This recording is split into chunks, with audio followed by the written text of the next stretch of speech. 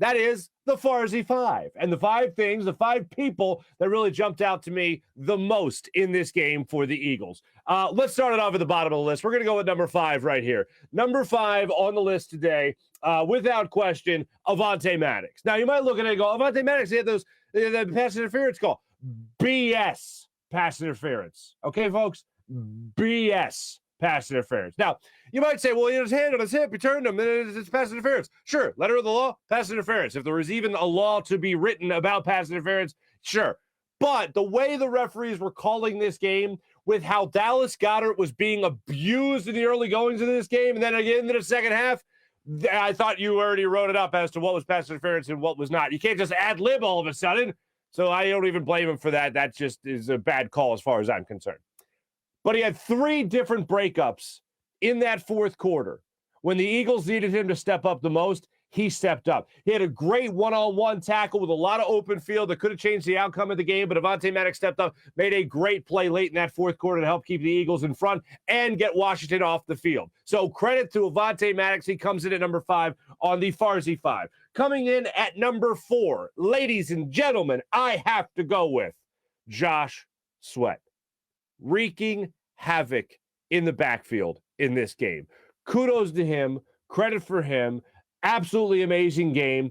Tyler Heinicke in the first half of this game could do just about whatever he wanted to do, but Josh Sweat was always there looming. Even if he got pressure, Heinicke made some plays. Second half, wasn't able to make those plays. And most of that was because Jannard Avery, who get an honorable mention on the Farzy 5, and also Josh Sweat was getting into the backfield. Fletcher Cox was getting into the backfield a little bit. Really, the defensive line of this game,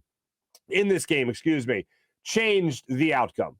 The defensive line of the Philadelphia Eagles in the second half, with how they were able to dominate the line of scrimmage in that second half, changed the outcome of the game. And you'll hear from Josh Sweat, you'll hear from Rodney McLeod, but Josh Sweat, most notably, they asked him after the game, what were the adjustments? I was curious to know what the adjustments are. Like a lot of times I'll watch it and I'll go, it seems like they're doing the same thing. They're just successful. Like, I noticed there was a couple of different situations in the first half where Jonathan Gannon was dialing up some blitzes, where he was rushing more than just a regular 4-down lineman, for instance, and they weren't having success. They weren't getting home, in other words. Second half, they were getting home. Still noticed some blitzes, more so in the first half. Heinicke just made some incredible throws, and it didn't work out for the Eagles. Second half, you saw the defensive line start to get home. You saw them start to really rush throws from Washington, and really started to have success in that realm. So that was great. But Josh Sweat was the guy that was really making things happen, deflecting passes that were going out to the flat, causing Heinicke to make a couple of erratic throws, which was great. So Josh Sweat on that list, no doubt. Rodney McLeod is the man that sealed the deal. Rodney McLeod is the man that stepped up and made that interception in the end zone. Heinicke sailed the ball. Rodney McLeod got under it. I was worried that maybe the ball hit the ground and he trapped it. Wasn't the case. So number 3 on my list, the guy that sealed the deal, one of the guys that addressed the team going into this game, Rodney McLeod, for the way he played throughout this football game, but most notably, he's number 3 on the list for the way he sealed the game with that interception. Number 2 on this list, number 2 in a uniform, Jalen Hurts, number 2 on this list. Here's where I always like to say, numbers never lie, but they sure as hell deceive.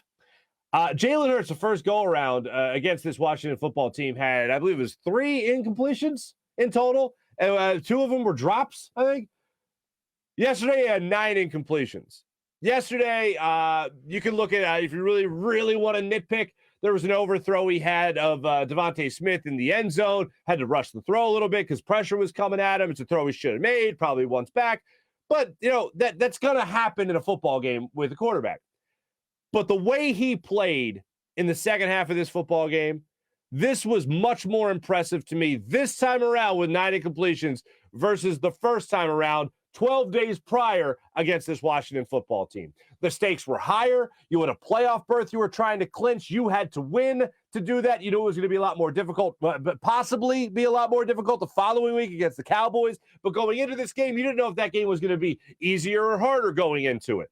So he stepped up against a much better Washington football team. Tyler Heinicke, obviously, is their starting quarterback when Ryan Fitzpatrick went down in week 1. So he's been the regular starter. He's the guy that led him on a 4-game winning streak. You weren't going up against old Gilbert there. No. You were going against Taylor Heinicke. And I don't say that name like it's Brett Favre or something like that. But it's better than Gilbert, all right? It's better than Garrett Gilbert, for instance. So he goes out in this game with a lot more on the line, on the road, and puts up in the second half of this game.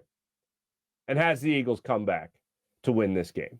Jalen Hurts, number 2 on my list for the Farzy 5 this week. And number 1, can't believe I didn't start this guy in my fantasy championship. Okay, it's the last time I'll reference it. Boston Scott. I love me some Boston Scott. Boston Scott is probably the only thing with Boston in the title that I appreciate. Boston Scott, 2 touchdowns in this game. He's your starting running back, even though they let Jordan Howard run a couple of times. He did not look 100%, not even a little bit, especially on those 3rd and short, 4th and short situations or goal line situations they put him in at. Did not look anything close to 100%. He's got the stinger, same injury that knocked him out for about 5 weeks a couple of years ago. So I can't trust what he's got going on. But Boston Scott comes in, runs the football well, catches the football well, punches in both touchdowns for you in this game. It was an incredible performance from Boston Scott when they needed somebody to step up in this running game, this number 1 rushing offense in the NFL. They needed someone to step up and do that, and that was Boston Scott. Can't believe, I mean, of course I can believe the game that he played because we have seen great performances from Boston Scott before. Usually they're against the Giants, but this time around, not so much. It was against Washington. The Eagles needed someone to step up offensively. Boston Scott was the guy that did that for him in numerous occasions throughout this football game. Just wholeheartedly impressed, close to 80 yards in total on the day with 2 touchdowns. They don't win this game without Boston Scott in the way that he played. So those are the 5 right there. Josh Sweat, Rodney McLeod, Avonte Maddox, Jalen Hurts, and Boston Scott.